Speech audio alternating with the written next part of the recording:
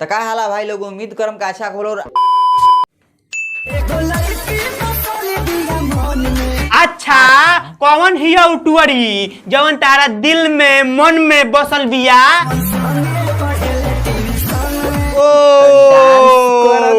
साला लोग ठीक कहेला खाली छोड़ी बटाता है। यू आर राइट बुढ़वा चाचा। आजकल ट्यूशन में चाहे कोचिंग में चाहे स्कूल में लड़का लड़की पढ़ाई करने नहीं जाते हैं, लव सब करने जाते हैं। नाउ ओरिजिनल तो चली जा। का हो सुमित भाई, बड़ा लाइन मारता रहो।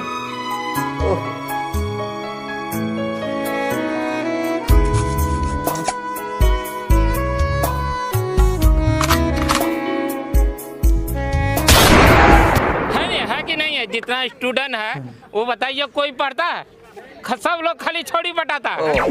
तो का हाल बा भाई लोग? हम अरे हम होइया दुनिया के सबसे बर्बाद इंसान। हाय हाय हाय हाय हाय हाय। हम छाका नहीं है। आप प्रमोद भैया का कहला तनी फिर से कहिए तो। आ कोचिंग में आ स्कूल में कौन पसंद भी है यो बता दो। साला पढ़ाई लिखाई कर, बाप के नाम रोशन कर, मगर नहीं ट्यूशन में कोचिंग में स्कूल में साला लड़की पटाएंगे।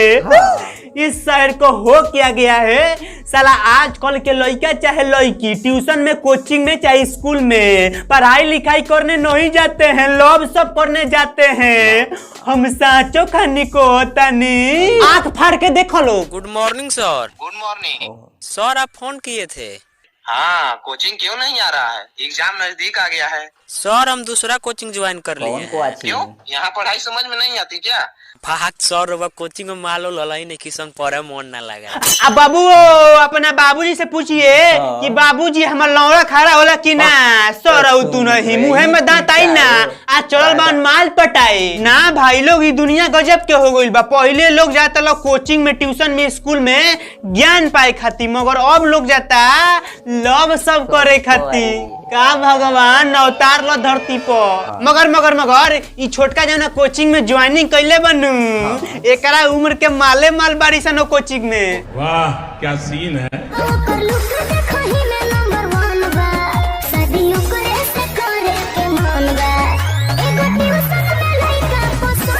यूहे लड़की है सन जौन पढ़ाई लिखाई करते समय खूब नान मटाका करेली सन, और जब एग्जाम आयला, जब एग्जाम हो जाला आ जब रिजल्ट आयला तब पता चलला कि एकनी के सबसे ज्यादा नंबर आइल बा। आ एकनी के लोग टॉपर टॉपर टॉपर कहे लागेला। अरे हम साचो खानी को हतनी। जगदेव चा तू भैया लोग के वीडियो देखाओ, इनका लोग के हमरा बात पर विश्वास नहीं के होत। दी इंग्लिश, ज्योग्राफी, म्यूजिक और पॉलिटिकल साइंस। कौन science? Political science. Political science वो क्या होता है? पॉलिटिकल साइंस या नया सब्जेक्ट हम क्या चीज? हम भी क्योंकि थोड़ा हम भी अनपढ़ गवार है ना के बारे में। तो होम साइंस क्या होता है? यही होता है जब आप पढ़ाई लिखाई के साथ में खिलवाड़ करते हैं तो भले ही आप अपनी पहुंच लाकर टॉपर हो सकते हैं, मगर भैया बहिनी पढ़ाई लिखाई कोई खिलवाड़ नहीं है। करवा ली ने बेइज्जती।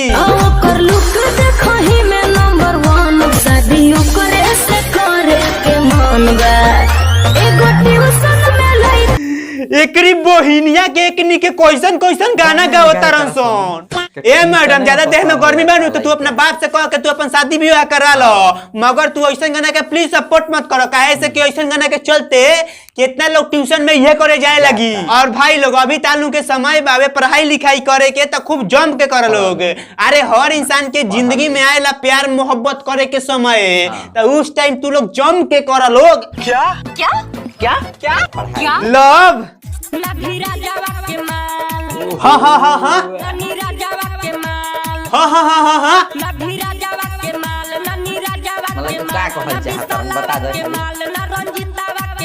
भाग भोसरी वाला सब कोनो के खाली माले के बारे में बताइबे कि और कुछ कहबे।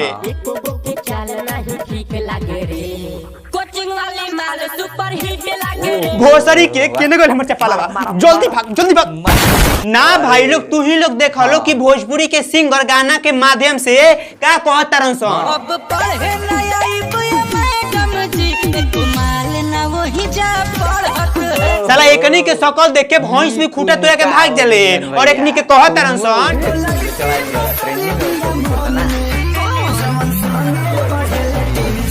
ई खेसारी भैया पढ़ल लिखल नहीं खन अगर इनके से पूछ दिए कि ए प्लस बी का होल स्क्वायर के आंसर का होई त इनकरा मालूम नहीं थे मगर फिर भी ई एगो ट्यूशन वाली के अल्फा बीटा के चक्कर में अपन गामा विसर्जित करत रहन। और अभी तो रुको, क्लाइमैक्स अभी बाकी है। मतलब कि भोजपुरी के गाना के हिसाब से अगर बिहार यूपी का कोचिंग या ट्यूशन या स्कूल का वर्णन किया जाए तो शिक्षा का मंदिर नहीं छौरी पटाने का हब बन चुका है अकॉर्डिंग टू दिस टाइप सिंगर।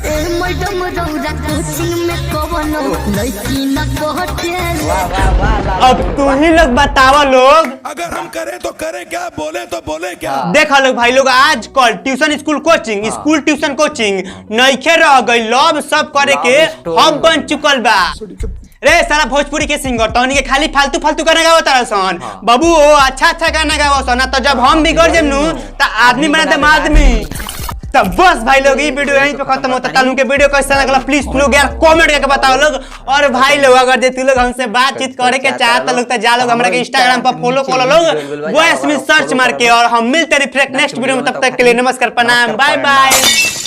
वीडियो पसंद लगा तो लाइक कर लो, हमारे चैनल पर न्यू आइल तो चैनल के सब्सक्राइब कर ले लो ताकि ऐसा वीडियो आप लोग लावत रहो हम रिएक्शन वीडियो। तो ई वीडियो में कुछ बहुत मतलब हंसी मजाक रहे तो बहुत अच्छा लगा हमने देख के। तो चलो तनी नेक्स्ट वीडियो मिले तब खातिर